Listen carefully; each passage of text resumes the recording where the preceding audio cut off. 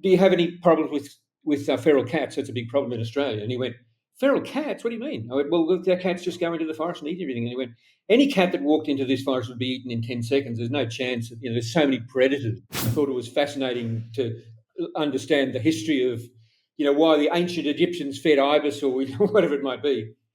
When I gave talks in Australia, they didn't want to know about that at all.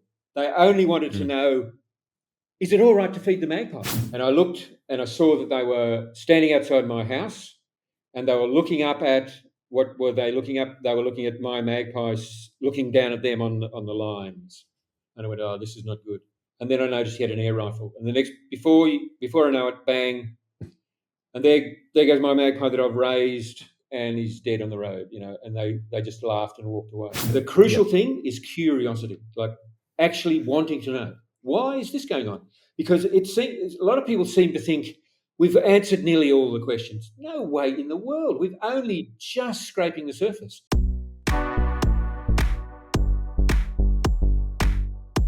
Welcome to Working with Wildlife, where I, your host, Jaden Lunt, speak to experts and enthusiasts in different fields of nature to find out how and why they do what they do.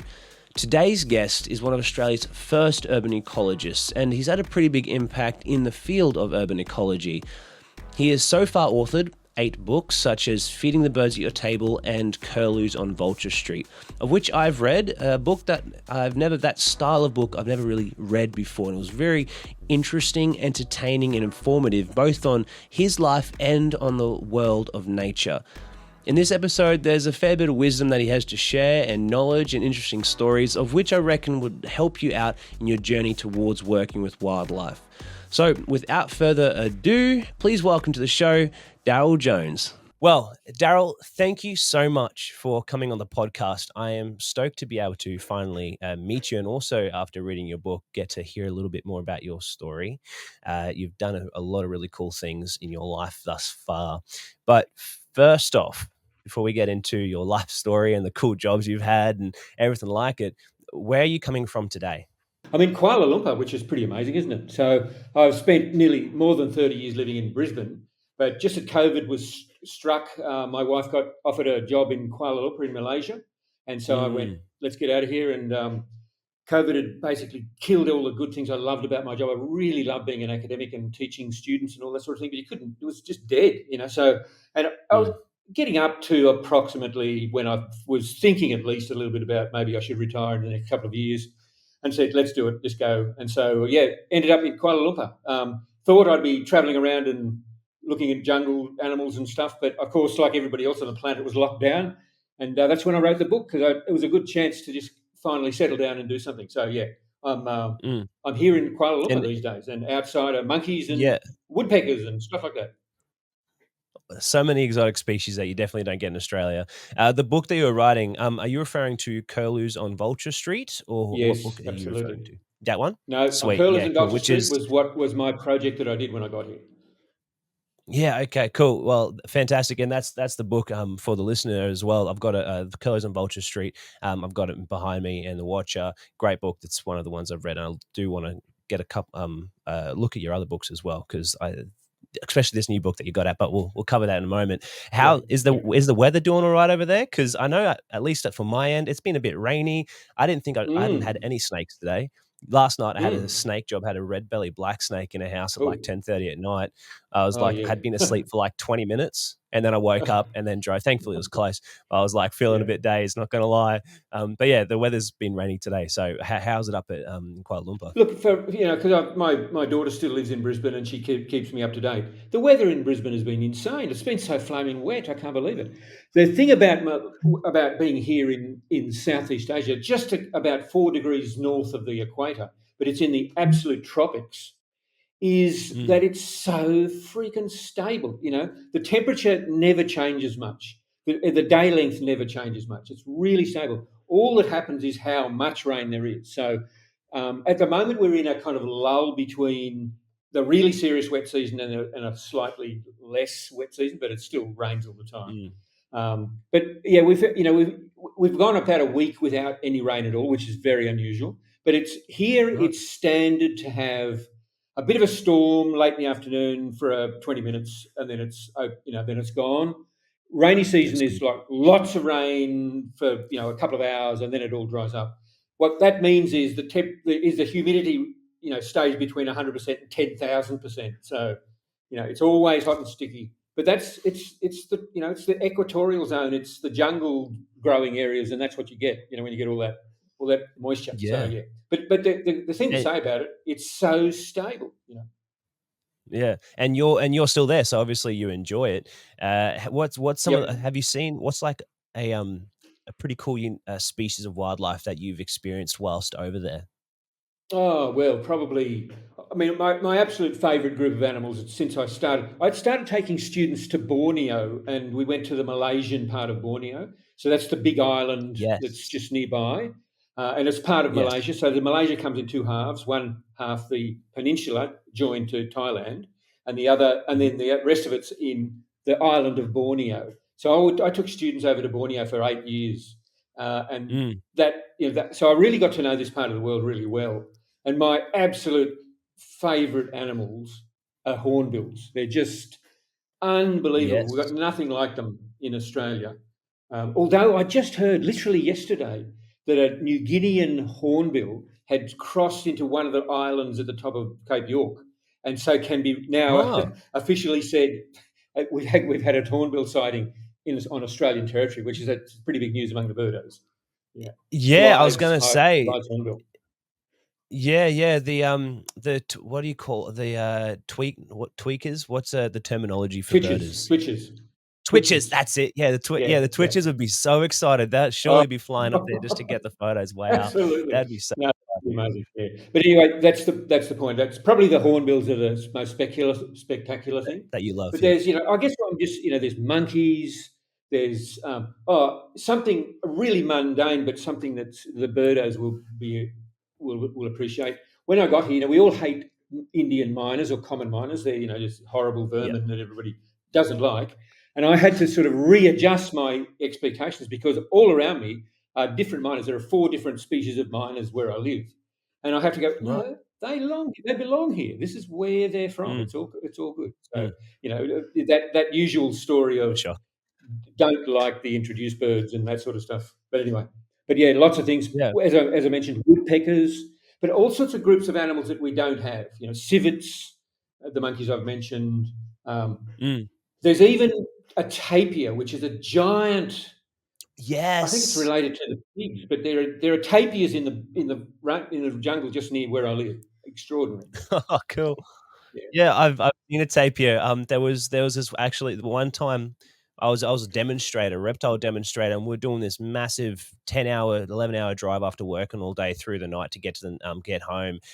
And I had, you know what, the no-dos, those caffeine Yeah, yeah, pills? yeah.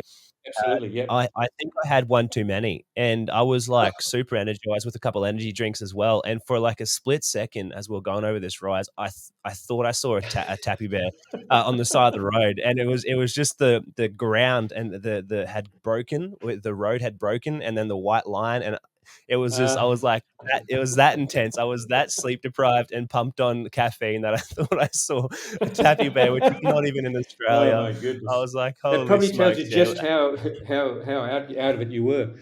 Well, I'll Yeah. just tell you Oh, a yeah. tiny story about the tapir because I've attached to the the big area of forest near here. It'd be like in Brisbane or Ipswich. It'd be like the Mount Coot-tha Range. It's a big area of Yes. natural forest, pretty much close to the city, and it's really important. And the one that's nearby here is called Bukit Kiara, and Mm. I'm a scientist that helps out with that, working in that area. And I was talking to one of the Mhm. blokes, and he was saying, what sort of wildlife management problems do you have? And talking about what sort of jobs that people got. And I said, yeah. So, what do you have any problems with feral cats? That's a big problem in Australia. And he went, feral cats? What Yeah. do you mean? I went, well, look, their cats just go into the forest and eat everything. And he went, any cat that walked into this forest would be eaten in 10 seconds. There's no chance. There's so many predators.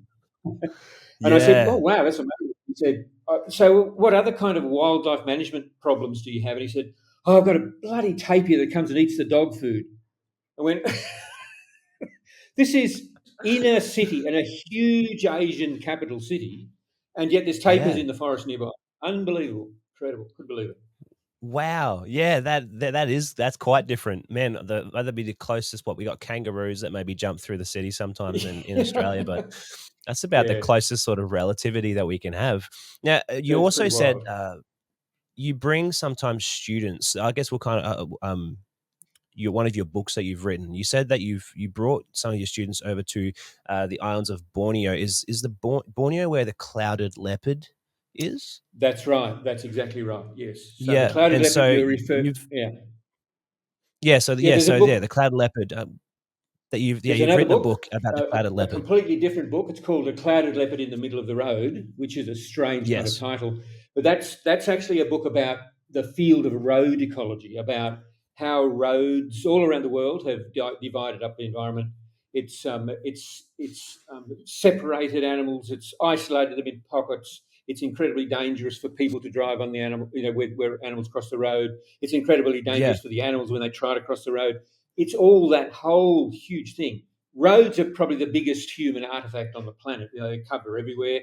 And so that Yes. field, the field called road ecology, is an attempt to try and understand all that and how do we can overcome it. So the most practical thing is tunnels under the road, or land bridges over the road, to Yes. allow animals to still to travel through the environment. It's still really important that animals don't just get stuck behind the road, that they can travel and find mates and food and all that kind of stuff. So yeah, that's Yeah, what they're that's still allowed about. for That was flow. my most recent book. Yeah, and that book as well. There was a story that kind of, I believe, maybe have initiated that book and the idea and that look. It started when you started to look into road ecology was when you had a group of students and you're like, never going to see one here. It's super rare. You'd be lucky to find it, worse than a needle in a haystack, sort of thing. And then, sure enough, you actually did see a clouded leopard, and that kind of initiated. Can you ex- can you tell us if that if that and anything else kind of initiated this search into road ecology, and also then the book that you wrote about it? Yeah, sure. So let's go back to the beginning of that. I took students. So part of my job was if we would have a few. There was a few field trips, really big field trips, and there was less and less of them Yep. these days. It's just getting too hard and too expensive to do. But we had one to Kenya, one to the Himalayas with another lecturer, and I Wow. joined on. It was already going when I came to the university to Borneo, and then I took it over and it became the thing that I ran. For 8 years, I took students from Griffith University, which is in Brisbane Hmm. and the Gold Coast, and took them over there, 18 students, in their third year, at the beginning of their third year. And they participated in all sorts of things to do with just how to be an ecologist, studying in the completely different environment to anywhere in Australia. I guess it's a bit like northern Australia, but it's we're really in deep rainforest. So it was Deep, yeah. how do how do you study the birds that are on 50 meters up in the canopy? How do you work out how many butterflies there are? How many all that kind of just the sorts of things that tropical ecologists would need to do. So, and that's why we were there. We took them there every June, July for all those years. And on one of those years, we're waiting. You have to go on a minibus. You get dropped off at the gate. It's about a 45-minute drive along in the old days, a really rough dirt road, and we would have to wait for the scientific station to send their four-wheel drives to pick us up at the gate. And we're there. Yeah. We've got out of our minibuses. We're hanging around. We're just waiting for our transport to arrive. And the students are all super excited. Lots of them had never been overseas before. And that's when somebody Yeah, said, for sure. "Hey, Can I've been relate. reading up. What chance can we see? Will we see? What will we see? Oh, will we see a clouded leopard?" And I went, "There's no chance in the world we'll see a clouded leopard. That's one of the rarest animals in the world. It's really shy. It lives only deep in the jungle." Wait a minute. And this is not exaggeration. Now, I've been accused of exaggerating a lot, so people don't necessarily believe my story. But I just went, "What?" And we all looked. There was 20 of us. We all looked, and they're standing right in the middle of the road, probably 80 meters away, was a clouded leopard. It was crossing the road, went, "Oh," and then just crossed the road. Now, the point of the story is that just a year later, so at that stage, the road was just a little narrow dirt road, very muddy. Mm. The canopy met over the top. It was like a tunnel through the jungle, and there was no problem. It was easy for the that clouded leopard to just walk across the road. But a year later, we went back, and the government has said, no, we need more tourists to visit this remote place. We need a better road. And so instead of this tunnel through the jungle, they had cleared 100 metres through the forest. Like, why 100 metres? It was insane. They'd put then they'd put an asphalt 2-lane road right down the middle of this. Already, after a few months, it was already eroding on the sides. But it was this giant 100-metre swathe right through the forest as far as we could see. Wow. And it was so shockingly destructive that, my point was, I called the book A Clouded Leopard in the Middle of the Road, because that's what we saw. But what Absolutely. I can tell you now is no clouded leopard will ever cross that 100 metres, and nothing will. It's just too big a gap. And so it was the most horrible, stark reminder of just what destruction can occur even underneath your own nose and unexpectedly. And so they've ended up trying to fix it up a bit, but the destruction was already done. So that's where that comes from. Already done. Now, I've been involved in the field of road ecology for probably already 10 years up to that point. But I knew I had to write about it because it's a good news story. It's things are, roads can be terribly impactful, and they have a huge they cause huge problems all around the world, but there are things we can do about it. So that book, which came out in 2022, A Clouded Leopard in the Middle of the Road, is an exploration of that whole thing all around the world, including Australia. Yeah. So that's what it's for. Yeah. So so the Clouded Leopard in the Middle was the obvious motif to use. It was the perfect, horrifying example of what I was talking about. Yeah, that is quite a contrast, and also for yourself, I believe that you would have changed at least helped people to see the impact, so that something so rare can be seen once and then never be seen again because of the impact of humanity, and it's quite a challenge to have something that we need for travel and human development and development for humanity, but kind of trying to mix that and make it work out for animals as well. Absolutely. Super challenging, but exactly. road ecology has a way to do that. Yeah, that's exactly right. That's exactly right. So, yeah.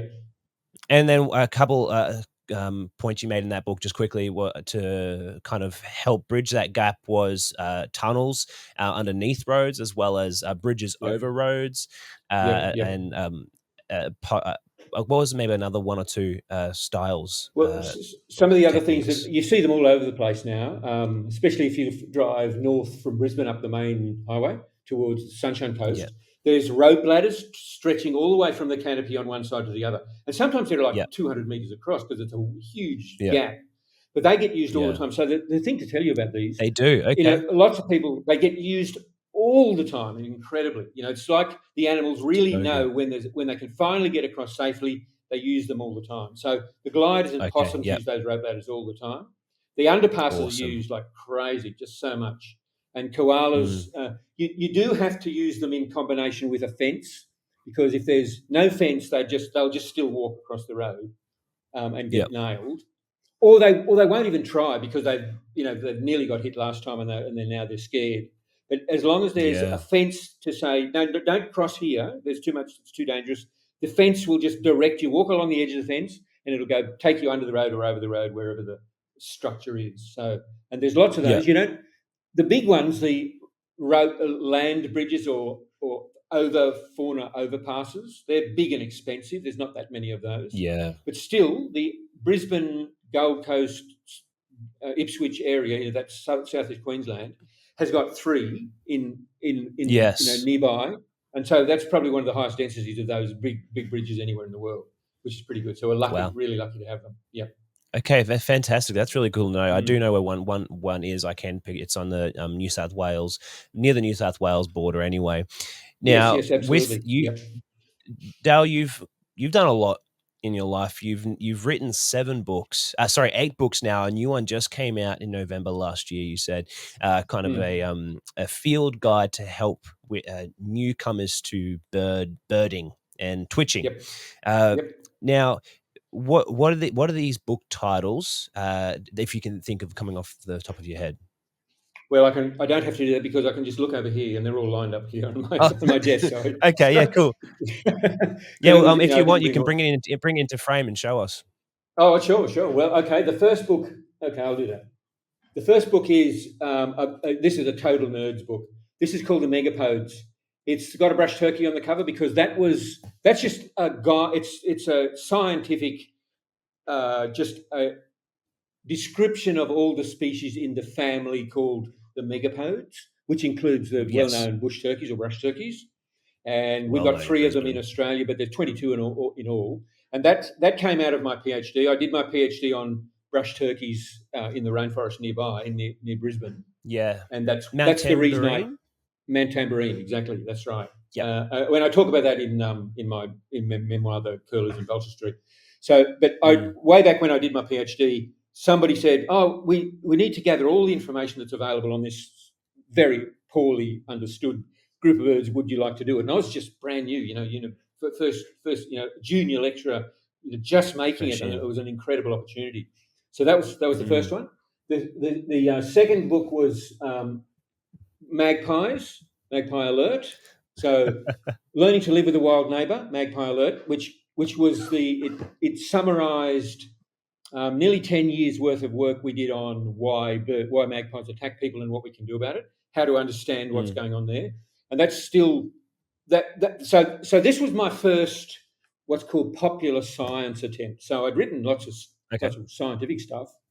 This was an attempt to try and get it across to ordinary people, and it was a pretty Yep. important time because if you're an academic, you have to do research, and you have to get Yes. it published in the journals and in the big scientific journals, and that's your work. You've got to do that all the time.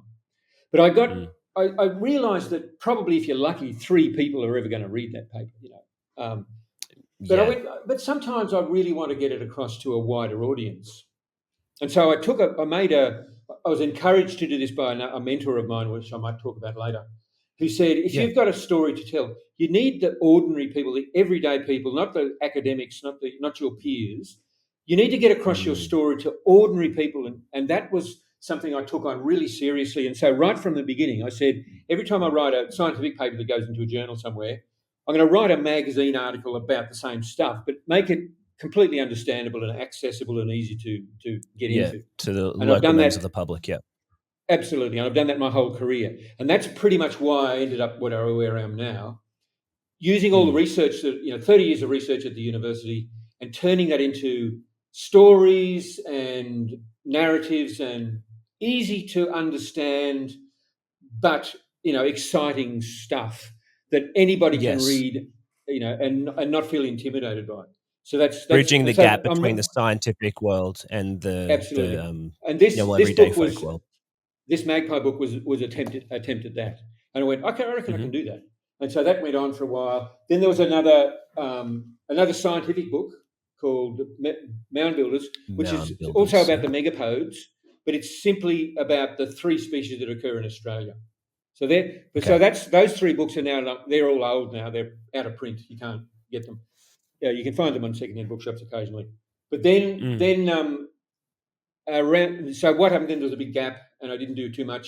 But then the really serious stuff in terms of writing became after I'd spent nearly 20 years studying bird feeding, and I thought this stuff is Wow. really fascinating. And so the first book that could represent the start of that phase was called "The Birds at My Table." Yes. Why we feed birds and why it matters, and that's a world survey of why people all around the world, why are people feeding birds, what is it doing to the birds, how does it affect the ecology of the area, all that kind of stuff. It's a popular science survey, but it's about all over the world, but it's not about Australian confusion about whether we should feed birds or anything like that. It's nothing to do with that. It's just it was the first time that anybody sort of worked out just how big a deal it is to feed birds all around the world. Now, of course, I gave lots of talks about that, and I thought it was fascinating to understand the history of, why the ancient Egyptians fed ibis or whatever it might be. When I gave talks in Australia, They didn't want to know about that at all.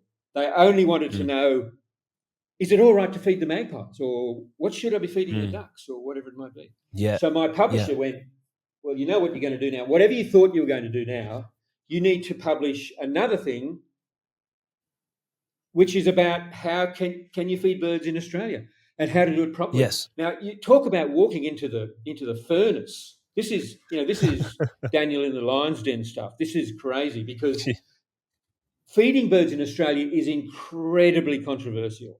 And even though I'd written this book about feeding birds around the world, at no stage do I even hint that anybody should do it. It's just, this is what people are doing. I got absolutely trolled by people all over Australia Hammered. for saying, it's why don't you say it's the worst thing that's ever happened in the history of the planet, and it was really terrible. And I thought, well, I've still got to face this, because having done the research, I realised that people were extremely passionate about feeding birds. That, to them, it meant an awful lot. And yet there was no way they could get any information about how to do it properly. There's nothing. Because if you it was so taboo. absolutely, it's a taboo. Literally, you can't mention it. And if you went to your local ranger or the council, or someone said, what do you think I should be feeding the magpies? They would just jump down your throat and say, you shouldn't be feeding them anything. Everybody knows you shouldn't do it. And so what am I doing? I'm going to write a book about feeding birds in Australia. So that's that book, Feeding the Birds the Birds at Your Table, a guide for Australia. Yeah. Now, and that was incredibly controversial, and it sold like the truckload, because there was obviously lots of people out there, and it was nominated for the Book of the Year for Queensland when it came out, which is pretty amazing. So that's been very influential. I still, on a pretty much once a month, somebody asked me to do another talk about feeding birds in Australia, or whatever it might be. So that was pretty important. Wow.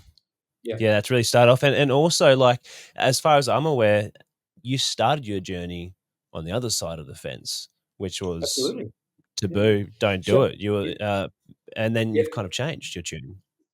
Yeah, I did, because I realised that, first of all, people loved doing it. It was incredibly important for them. Now, I like everybody else, I just went, yeah, you're just ignorant. You don't have any idea of what damage you're doing. It's a terrible thing. They're all going to get dependent on the food. All the usual stories. But as an ecologist, I thought, no, this is really important, because it all came about because my first really big urban ecology research program was to do with the magpies. I was asked by the Queensland Parks and Wildlife Service to have a look at this really complex problem about what can we do about the magpies that are attacking people. And in the old days, you just called up the local copper and he came out and shot the bird, but those things, you can't really do that anymore in the middle of a big city. It's just not acceptable. Yeah. But the parks people didn't know what to do, and nobody knew what on earth to do. So I went, this is a wildlife management and animal behaviour problem. This why do magpies attacking people? I've got the perfect background to that. This is my training: wildlife management and animal behaviour. That's my two things. Bring them together and let's spend 10 years looking at magpies. That's where it really came together. So as soon as you start looking at magpies in suburbs and studying where they go and what they do, you suddenly realise that every second magpie is being fed by somebody. And it just became incredibly obvious that all around, especially magpies, everybody was feeding them. And I kept thinking, I wonder what's this doing? Is it good for the magpies? What's going on? Yeah, and is it negatively impacting them? Yes, absolutely. Is it having a bad effect? Is it having a good effect? I was getting incredible amounts of propaganda from both sides of the story, both sides of the fence. But it made me think it's a very big deal. Lots of people love it. And the crucial thing was, they're not going to stop. If anybody tells people to stop feeding, they just go, you don't understand how important it is, do you? So it's not just, you don't just say, here's some facts, go away, you think about it and you'll stop feeding. No, it was much more deeper than that. So that's where I went. There is, and now I've done a lot more interesting. I have had a greater interest in anything to do with how people connect with nature. I guess that's my primary thing. Is it's kind of where the heart's at. Yeah. The many ways that people connect with nature. You can go bird watching, or you can go for a bushwalk down through the forest. That's all connected Mm. with nature. You can plant some stuff in your garden. You can put up a feeder in your backyard. You can go, bird watching. You can feed birds. That's a really intimate way to do it. All of those things are ways for people to connect back with nature, and the Yep. evidence is now overwhelming. Even just a walk through a green space like a park is good for us. It's really good for our well-being. We Yep. feel better. We feel calmer. We feel less stressed. Being in nature and engaging with nature is critical for our well-being. And do you reckon that also kind of increased people's awareness of nature in their backyards and their enjoyment of green spaces? Do you think that was impacted during the COVID era Uh, as such? Absolutely, yeah. Absolutely. In Mm. fact, that would get me straight onto the new book, because there was a global phenomenon that happened, and it's data from everywhere in the world that this did happen. When everybody got stuck for a year or more, to being local, to being in your backyard or down the in the park across the street, but not everybody got stuck where they lived. And so lots of people didn't, it was terrible, but there was a real desire to just do, to feel better and things. And lots of Mm. people discovered that birds were in their backyard. And lots of people said to me, it was really amazing. When I stayed at home, the birds seemed to come and visit me. Well, that's not true, because the birds were already there. We were just too Yes. busy and too Our preoccupied getting. observation perspective changed. Yeah. Yeah, absolutely. And so there was a phenomenal thing. There's data on this. How many binoculars became impossible to find? Everybody bought binoculars. They went out and bought the big field guides. Everybody became a bird watcher. But the problem Wow. was, when you go to the big fat bird guides, you think I think I saw it was some sort of honey eater, and you look up the big fat bird guide that you've just bought, and there's Mm. 26 pages of birds that look exactly the same. And it's just, instead of encouraging you and engaging you in this incredible new discovery and Yep. your new love of birds, you just went, it's too technical. I don't know what they're talking about. There's too many birds. Yep. And so there was a real need for something different, Yep. an easy way in, a thing that wasn't intimidating, that was easy to understand, it wasn't technical, and it was also based on the birds that you see around you. So this Mm. book, this is the latest book. This came out last year. Yep. Getting to know Yep. the birds in your neighbourhood. It's about urban birds. It's about the birds that live in cities and the birds that live in your backyard and wherever. And it's all because it's the birds that live in the 20 biggest cities in Australia. Mm. It's that's 80% of the people in the country. So most of the birds that people are mostly going to see will be in the book. Now there's nearly 800 birds in Australia, but lots of them you're not going to see every day. These birds, there's No. 139 of them, and they're birds found in all of those cities that I mentioned.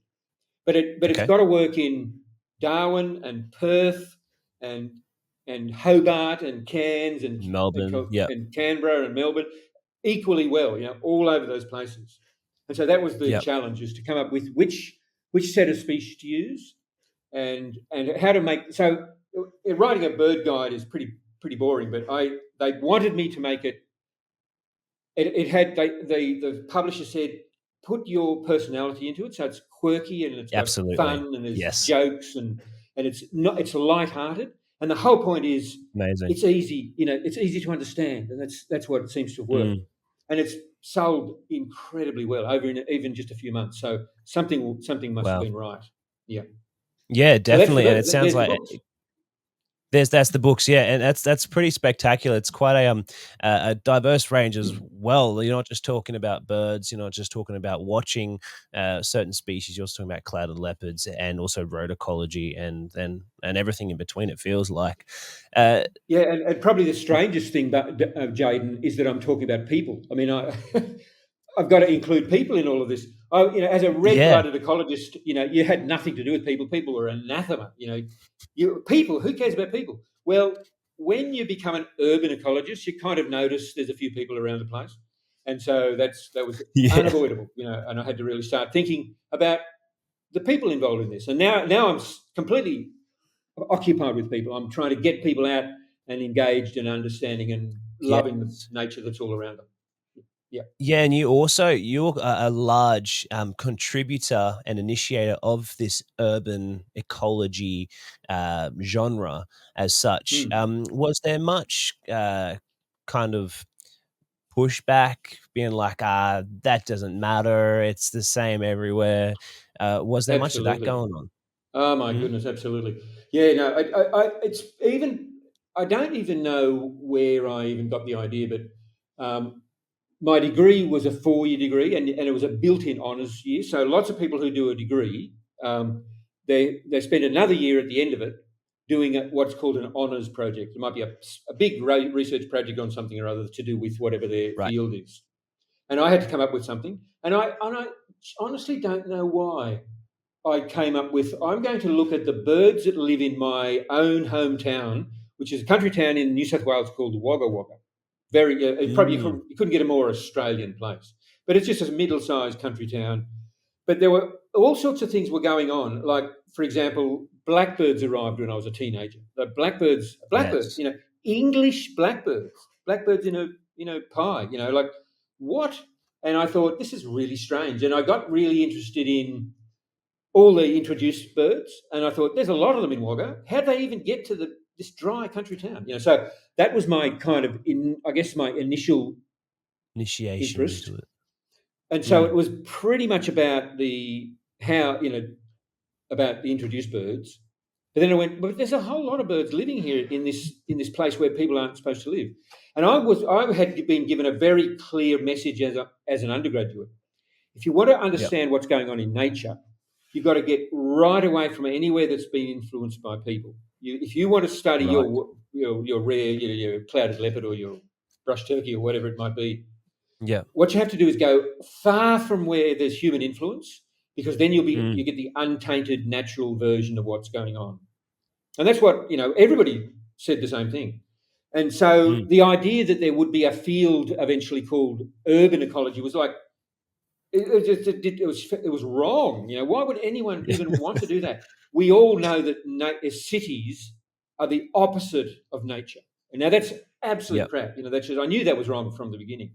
But yeah, and I Yep. got lots of flack and lots of ridicule in a sense of for Right. persisting with this, and it was pretty amazing. I now know. It took me a long time to realise this, but that study that I did back, well, you wouldn't want to know, in the 70s, way back, was the first urban bird ecology study ever done in Australia. Other students followed, but that was kind of a bit of a Mm. pioneer. And so eventually, Wow. from having a very lonely time with nobody to talk to, it slowly grew until urban ecology is now completely mainstream. There's whole journals associated with it, and Yeah. conferences every Yeah. year and all that sort of stuff. You So wouldn't think it's anything but standard stuff. has to be. No, that's right. Yeah. Absolutely. And we now know that cities are ecosystems. They're strange ecosystems. They're human-dominated ecosystems. Mm. But still, lots of animals live there. And that's probably one of the things I've been most interested in is those most animals can't cope with the changes that we wrought upon the natural environment when we build a city. Yep. But some can, Yep. some can. And Yep. those are the birds that we all know and probably hate, or at least just ignore Yeah. or despise. Dislike a little bit. Yeah, dislike a little bit. And they're the birds that I've ended up becoming an expert on, like crows and ibis and Yeah. magpies and all that sorts of things. So yeah, so Yeah, and how they've kind there's of a long term changed. there. Yeah. Yep, yep, Yeah. yeah. And Yeah, and attitudes I guess really with have changed a urban, lot. yes, yeah, yeah, and they have, even just, I guess, the before my time, more so I can see the contrast, but I've kind of grown up in this urban ecology, and this is what you do.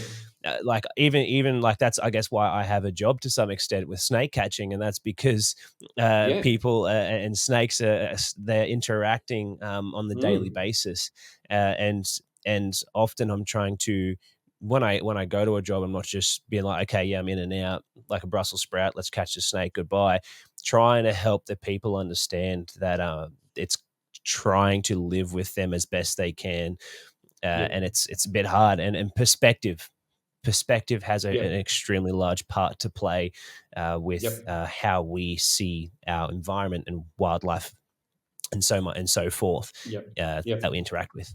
Now, Yep. you mentioned also just before about the blackbird in the book that I read. There was a part that really stood out to me. I was like, man, I want to speak to this guy. You said that the blackbird was one of those life changing sort of moments. It's small and you didn't really see it at first, but looking back, you can see that that was a fork in the road that you didn't even Mm. realize, and now Mm. you do. Uh, what that kind of initiated your interest in uh, wildlife uh, Mm. to some extent.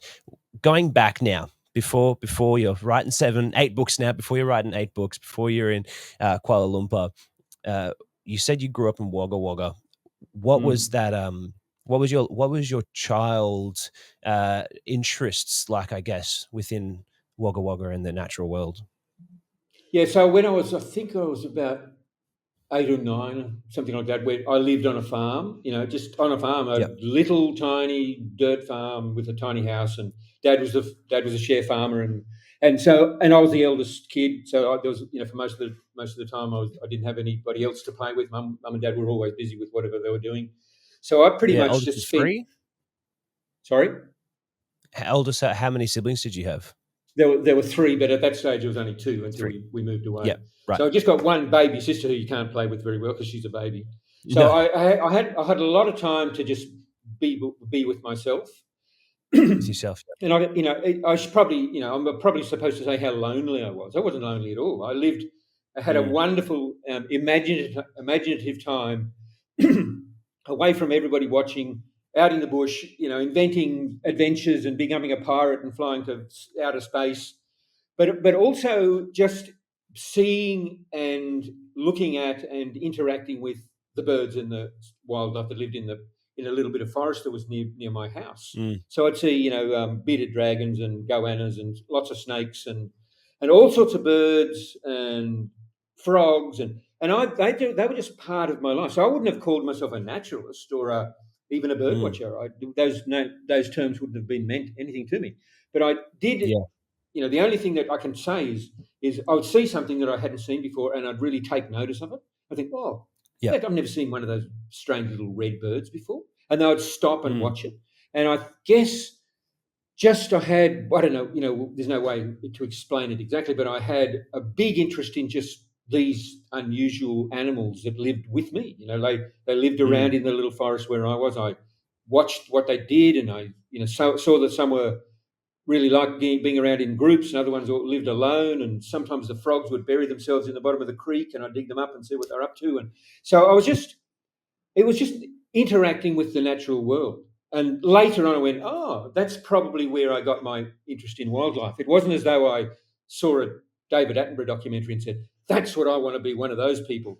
Yeah. I was already one of those people when David Attenborough come along. So I guess it Mm. was just I had to make my own entertainment. I was alone. There was, Yes. and so I did that, and thankfully for me, the most of the things that I could interact with were all these wildlife that were around me, and so I guess I became observant, and also knew you had to be quiet and calm, and if you want to see what they do and they just won't fly away, you just have to, Wow. Yeah. be like, settle down into their environment so you can see them and understand them a bit more. So that was Yeah. right from the And so beginning. I was doing that. yeah, and so walking in and getting to this nature reserve, I think was near or at least or behind your house. You're kind of Yes. feeling like the adventure is beginning when you get to the edge, and Yep. then you've got to kind of collect yourself and be present, and then experience all this wildlife. That's pretty cool, especially at a young age um, Yeah, and, to be and as in soon that as you moment. say that, I realise everywhere I've lived, I've always had a 10-minute walk out the back door, and there will be a big area of bush. And here in Kuala Lumpur, 10 minutes out the door, and I'm in a rainforest of jungle with monkeys. So I've Crazy. always somehow, positioned myself so that I can sneak away, be by myself, and immerse Yeah. myself in that natural world, which is so, to me, is incredibly vital part of my life. Yeah, it's super important. You Mm. also then from this young age, you've eventually started taking care of wildlife. And there was a story about that in your book. About a magpie that you used to raise up, and it left, and then it came back, and it was hanging around, and then one day something happened with a couple guys, and that Yeah. story like hit Yeah. me. That hit me hard. I was like, Oh, no, mate. just No, it's that hit pretty bad. hard. Yeah. No, I, I got, we lived in a village, so a small place that everybody knew everybody what was going on. And so I became the kind of wildlife nut, the bloke down the end of the street who looks after animals. So, somebody get an injured possum run over on the road or something. They'd always end up at my place. Lots of the time, I had no Mm, skills. I didn't know. I wasn't in any way trained. But it was just a fascinating way, because if somebody turned up with a injured blue tongue or something, well, oh yeah, I'll see what I can do and look after it as best I can. So mm, I had a little minor menagerie of mostly injured birds or whatever they were that I eventually released, hopefully, or I took them mm. to the vet if I couldn't deal with them. But there was a big storm one night, and I went because trees down everywhere, and it was a big mess. And I went and found a completely wet, very young baby magpie that had obviously just been blown out of a nest. Yep. Um, Tibby, we called him. Yep. He was so tame. He didn't took no had no fear of me at all. And so he was. I chopped up some. I don't know. Mum would have had some suggestions of cheese or bread or whatever it was inappropriate to feed them at the time. I now know. Anyway, he raised successfully. I always knew he wasn't injured. I wanted him to go back. I wanted him to be a wild magpie eventually. And so I kind of he just hung around with me, and I put him in a nest in a small cage every night just for his protection. Yep. During the day, I let him go, and he just wandered around, interacted with the other wild magpies and all that sort of stuff. But every time I turned up, he would just come and land on my shoulder. So he was a completely wild magpie, but living a life somehow interconnected with me. Yeah. And so probably about 9 months later, he's nearly an adult by this stage. And he had no fear of people, and that was probably his downfall. So I walked home one Mm. day, and I saw the local thugs. There was always everybody's got stories of the bullies who used to live in your street, kind of thing. These guys Yeah. were Neighborhood bullies.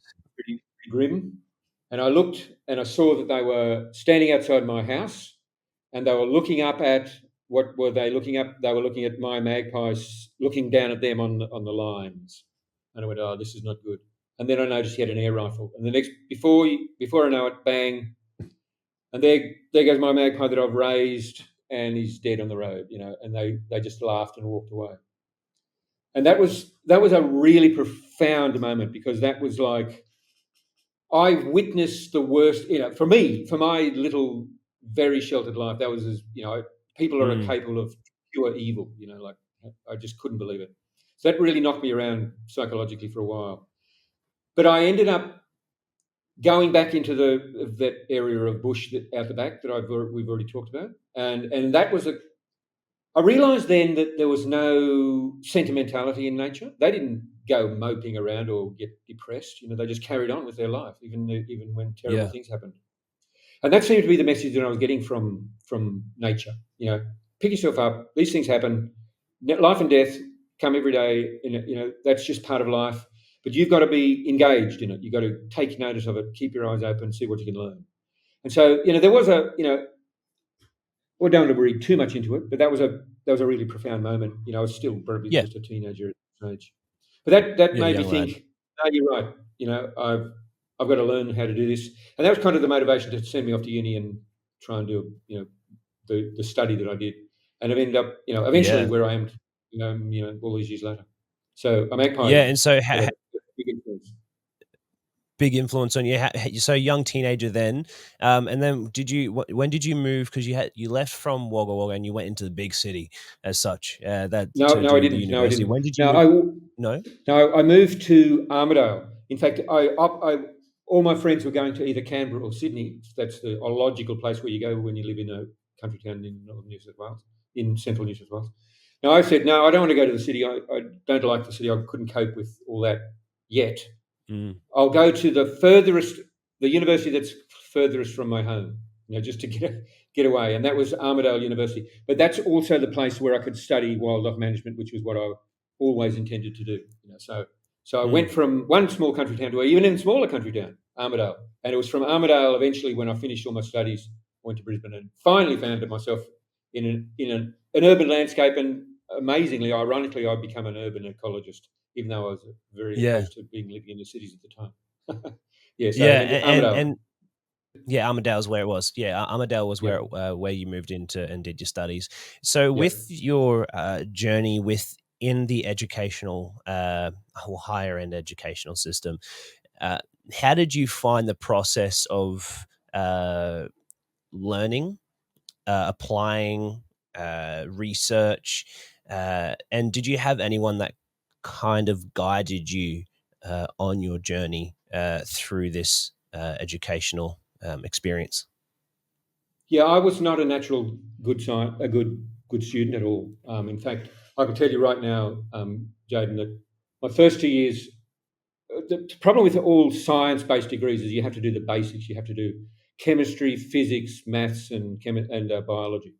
And the biology was utterly boring, and even the stuff that I thought should have been interesting wasn't even interesting.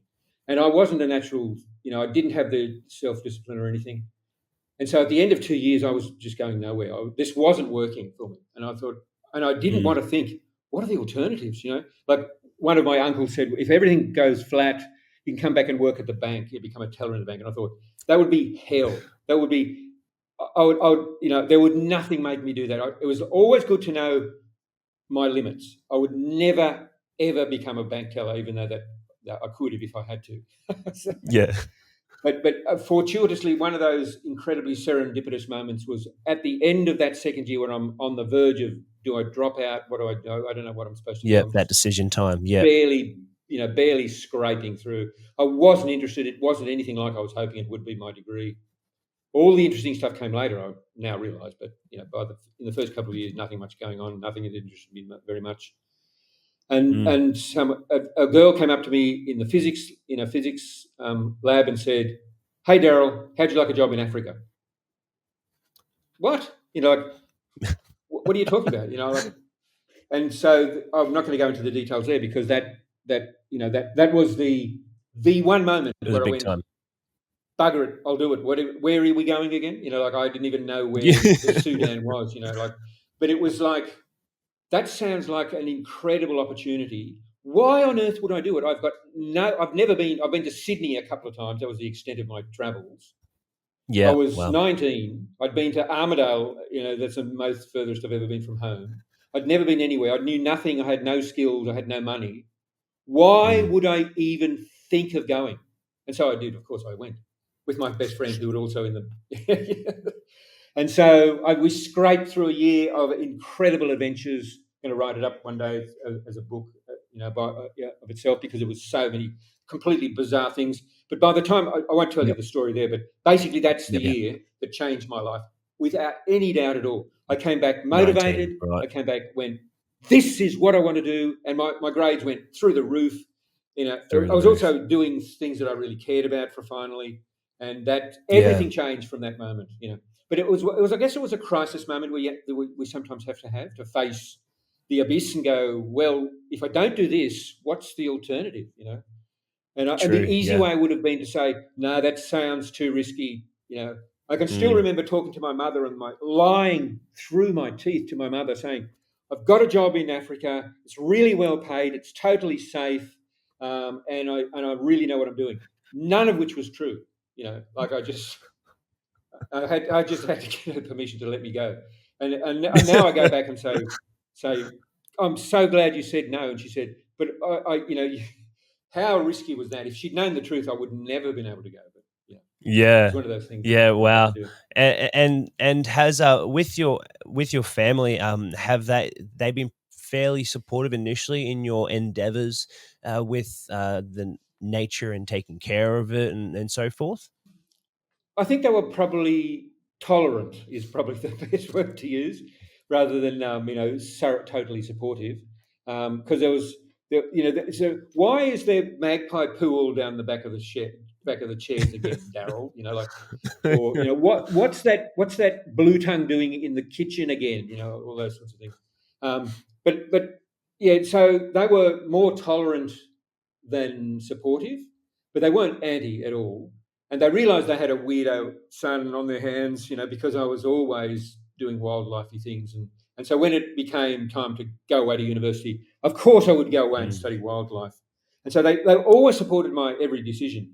I should say to this day, when we talk with the extended family over Christmas, there is always a moment when my father said to me, now that I've retired, he said this every year at Christmas time: when are you going to get a real job? You're still at school, which is true. I was still at the university where I did my degree. So did my PhD. So yeah, looking out for, he wants the best, but it's like, come on, like, yeah, what are you doing? Just sitting on a chair all day reading? That's not going to get you anywhere. He's realizing that it's not as simple as he always thought. So yeah, no, but obviously he's a smart bloke who had to leave the school at 15 or something, both my parents were off in the bush, a poor background.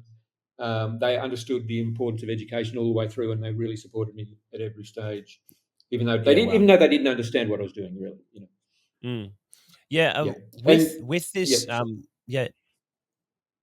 No, I was just going to say the curlers in Vulture Street is dedicated to my parents because of course they were the biggest influence in my life at that stage. Absolutely. Yeah. Well, I love the. It's honestly, it's it's the first book that I've ever read like it. It has a really valuable scientific observation information, but also comes from a place of kind of your journey, your heart, and your view on your entire life. I love the twist. It was very beneficial and kind of helped with my appreciation, also with the megapodes and understanding their life. Like also the commitment as well when you were observing the megapodes, sitting in this hutch in this hide, just waiting. Got mozzies flying around you. You can't see. It might be raining. You've got a little notepad and pen or pencil, just writing, trying to get as much information as you can. Man, that sounds like an adventure in itself. But that's just megapodes. That's just turkeys.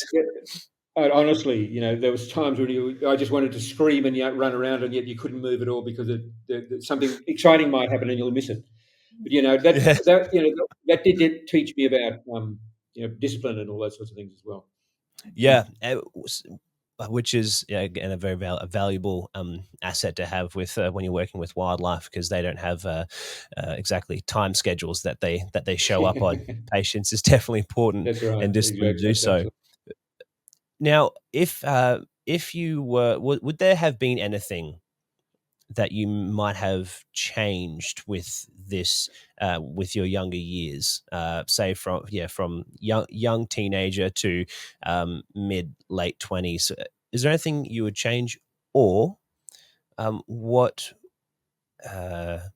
would you suggest to someone trying to figure out or trying to follow their passion as you have so eloquently been able to do? Good God, they're big questions, Jaden. But they're very important ones as well. I guess the thing I've been very, I'll use the word blessed if you like, because it's nothing that comes out of me because of my own personal abilities or anything, but to be enthusiastic about something, to find something that you're interested in and really follow it through, and to not be too worried about what the popular trends are. So for probably 20 years, I had to ignore all the people who said there's no such thing as urban ecology. It's boring. No one cares. And I went, no, I don't think you're right. I had enough self-knowledge to think, oh well, you can think that, but I don't believe you. So taking your own path can be important. You don't have to always do what everybody expects you to do. The enthusiasm you can become enthusiastic about anything if you like, but just use all the opportunities you've got to learn more about something. So if there's something that you've just been interested in, learn more about it. And it's so easy to find information now. With the web, what you can learn in 10 minutes now. I would have had to go to the library and spend a week, it's a library, It's there. We've got everything at our fingertips now. So, I guess one thing to say early, to Jaden from those early days is be curious. Ask questions. Challenge what you think or what somebody thinks. Mm. Anything that's, especially when it comes to to wildlife. And I guess the other thing to say is we've got a lot of animals. We've got a whole continent here, and less than a fraction of 1% of them have ever been studied in any way at all. There's so much Wow. we don't know. There's so much we don't know. And so there's incredible opportunities in every direction. Not just birds. You'd think everything's been studied. No way. Hardly anything's been studied. There's been a handful of things that have been studied to death. Lots and lots, and most Mm. things have never been looked at all. Just very superficially. So there's so much to be Wow. done, and that's really exciting. That's really exciting because Mm. we really need to know as much as we possibly can. Because Jaden, we face some bloody big things coming at us. Climate change, Yeah. the destruction of habitat, all that stuff. The next generation of young ecologists we desperately need. And they need to be Mm. as engaged and understanding as they possibly can. So we need them. We need them absolutely. Yeah, well, that gives great hope also, being that it is such a small amount that has been studied over up until now. Only 1% Yeah, is pretty crazy. And yeah. what if there was to be a field that you has maybe the greatest potential impact on either Australia or our understanding of Australian ecology? What field might that be? If you would I have, think if it you would have have one. to be urban ecology because that's where I really began. Way back on when I did my honours on those blackbirds in Wagga, that opened Mm. up the whole field to me and was a stepping stone that has been built on urban ecology for decades now. But the thing is, Yep. it's really interesting because of what I've been able to do lately, the last couple of years, is look at how different it is in other parts of the world to Australia. Everything in Australia is so different. Mm. Back when I first got interested back in the 70s and 80s, if you'd asked me what does urban ecology, what's it going to look like, what's the animals in the cities going to look like, Yeah, what's it gonna look in like? Yeah. 30 years' time, I would have said it'll be completely inundated with all the introduced birds. There'll be miners, blackbirds, sparrows, starlings. The cane toad effect, kind of all those Yep. introduced things will have taken over. It didn't happen. It didn't happen. The top 10 birds in Australia are all native birds, and they're all doing brilliantly well. So And the good. most abundant bird in the whole of Australia when I did my work in the early 80s was the house sparrow, and it's vanishing before our very eyes. So it's not Yeah, I what we do not expect, see and it that's very the other often at thing. all. You can't predict what's going to happen. Urban ecology is so dynamic; things are changing, and we have no idea what's going on. So the whole urban ecology is going to grow in importance because cities are where Okay. people live. 80% of us live Yeah. in a small number of cities, and that's where that's where they'll meet wildlife. That's where the conflicts will occur. It'll be in people's house yards and streets. That's Yeah. where the jobs will be. It'll be in the cities, not out in the national park somewhere. It'll be in the cities where nature and humans come together, and we want to be able Yep. to live together peacefully and understand each other much better than we have done in the past. So that's really what it's going to be about. Everyone needs to be an urban ecologist, really, because that's Yeah. that's where Okay. we connect with nature in the cities where we live. Mm.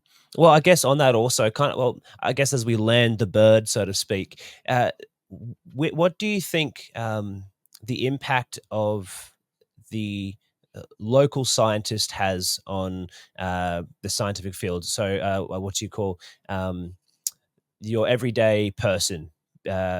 I forgot the word for it, A the citizen terminology. scientist, probably. Yes, thank you, Daryl. Yes, Citizen citizen scientist, absolutely. science. Yeah, Yes, yeah, yeah, yes. exactly. What impact do No, you think that absolutely. can have on? That can have the biggest impact of all. I mean, that's really where it's going because um, uh, citizen scientists are just people who not necessarily trained, but they have to be they're observant and enthusiastic, and they want to engage with what's going on. And Mm. there are so many projects now where anybody who has an interest can contribute by signing up to a project that you might be going on with. Right. and contributing, even though you don't have the specific skills, the professional skills. Somebody in the leader will have, and they'll tell you what to do. What we need to, Mm. once upon a time, it was thought scientists like me had to do everything by themselves. Well, you can do that, that's fine. Mm. But if you've got 50 other people who are helping you collect the data that that's 50 times the amount of data that you're ever going to have. And as long as Yeah. people do that this is the revolution that's undergoing right now. Is the citizen science stuff. Like I mentioned, the top 10 birds in Australia. That comes from the big bird count, the garden bird count that is done every year by BirdLife Australia, and that's all citizen scientists.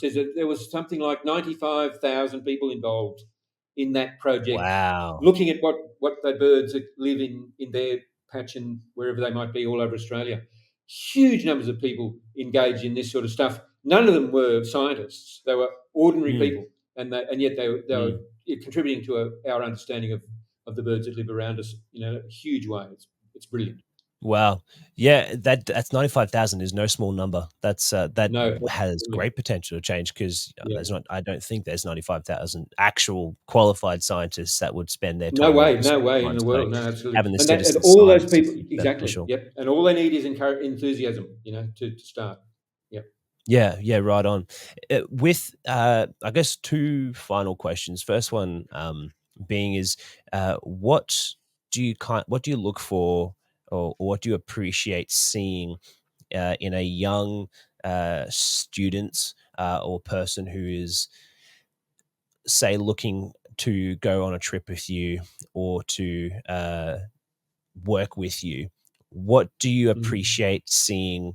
I would think enthusiasm would be potentially one, but maybe aside from enthusiasm, is there any technical thing that you look for, or is it pretty one general thing? No, no, it doesn't have to be technical because you can teach all that stuff eventually. The skills will Yep. come because the skills will be what you need to do whatever the things you want to do. No, the crucial Yep. thing is curiosity, like actually wanting to know why is this going on. Because it seems a lot of people seem to think we've answered nearly all the questions. No way in the world. Yeah. We've only just scraping the surface. So staying curiosity, literally being like a child. Why? Mm. What's going on here? What's that all about? Why is that bird and doing that? Yep. What's Love it. going on? Asking questions and having an open mind and a willingness to learn. They're the crucial Mm. things, not the technical skills. We can teach that later. Yeah. So Yeah, I curiosity love would it. probably Yep. be the first thing. Absolutely. Yep. Yep. And with your entire journey, who did you look up to as someone who you were like, that's a guy that I reckon I can be kind of a direction, a lighthouse to kind of guide you in your direction? Did you have anyone like that at all? Yes, probably. Yeah. Not. There was very few people who like who I knew personally. There was a couple Yep. of brilliant lecturers who at university, but that was well down the track. I was I Yep. already knew that I was going to be there. I guess So you're very well you're, self-determined. yeah, that's right. So the most influential person was an author called Gerald Durrell. Now he wrote some really great books way back, in the 50s and 60s that I devoured, and they were all about. He was an English bloke who went caught animals in the jungle and brought them back to zoos. Now that's Wow. it's not what people do anymore. But he was he No. was a very explorational. He was a fantastic writer, and wrote dozens of books, and I love them all. So I was always going to then be a zookeeper because I was going to be like Gerald Durrell. But I grew out of that phase. Um, and then probably a bit later on when I'd already established what I was doing, the first Life on Earth program started with David Attenborough. He started Yep. right back, and that was also that. So that he was influential to me because I thought this guy is not a scientist. He's learned how to be scientific, and he's Yep. explaining really complex stuff for anybody to watch on daytime TV. This is not Yeah. specialist stuff for the boffins in the university. He's trying to Mm. communicate scientific stuff to everybody, and that's what I wanted to do. Always, wow, that's the sort of thing. Not appear on TV, but just to explain stuff like that. And then the next Yeah. person would be the author, an English author who's a good friend of mine these days, called Tim Burkhead. He's written dozens of books all about birds. But he was Yeah, I the think I person who have heard of him. said Yes. to me, yeah, he was the person who said to me, if you want to make a real impact, yes, publish in the journals, but write something that your grandmother would understand. Mm. To get rid of all the jargon, make it easy to understand. That's getting across complex stuff for people like that is your main objective. And I've taken that very seriously my whole life. And so those Yeah. three people at different stages in my life had a big impact. Yeah. Yeah, and you've done a brilliant job at embodying that, bringing the scientific world kind of down to the the everyday person, because people, we all have like an interest in wildlife, but it's kind of a bit aloof to us, all this great information. So thank you for, yeah, I guess, embodying that, and also bringing that down to the more beginners level. It's fantastic. Now, I did say two Thank you, more mate. That's questions, great. but I would like to Yeah. know, with what's a cool story of a wildlife interaction that you've had, that you've had plenty, you've lived and done a lot of things, but what kind of, when you look back, it's like, wow, that was truly something. I've just written about this, so it's very foremost in my mind. And it's not necessarily an uplifting story, but Mm, it was again back in Borneo, and in Borneo there are elephants. Now those elephants, they elephants were. There's a bit controversial about where they came from. Some people say they were mm, always there, but some people say they were brought there. Whatever. The elephants were used as beasts of burden. They took them. They had carted huge trees around and did all sorts of work, and they were absolutely yep. terribly abused. And now those elephants in Borneo hate people. They trample on them every chance they get. And so one of the Wow. problems we have where we go is that we have guides with us all the time, but one of their jobs, as well as showing us about where to go and what to do, is they are always keeping an eye out for elephant sign. And if they see anything that says there's elephants nearby, we get the hell out of there because it's just too dangerous. Well, Wow. one time I had a particularly enthusiastic group of students who said, can't we go out now and have a look?" And it was the day before the guides arrived. I said, "Yeah, right, whatever. We'll just go down this path. I know it pretty well." We walked right down the path. I'm showing them the birds. This is the first time that they've ever been out in the jungle at all in this area. We walked right down the end of this road, and somebody said, "What's that?" And I looked up, and it was a silhouette of an elephant against the sky. And I went, "We're in trouble here. We need to go." And I rehearsed what the guides had said every time.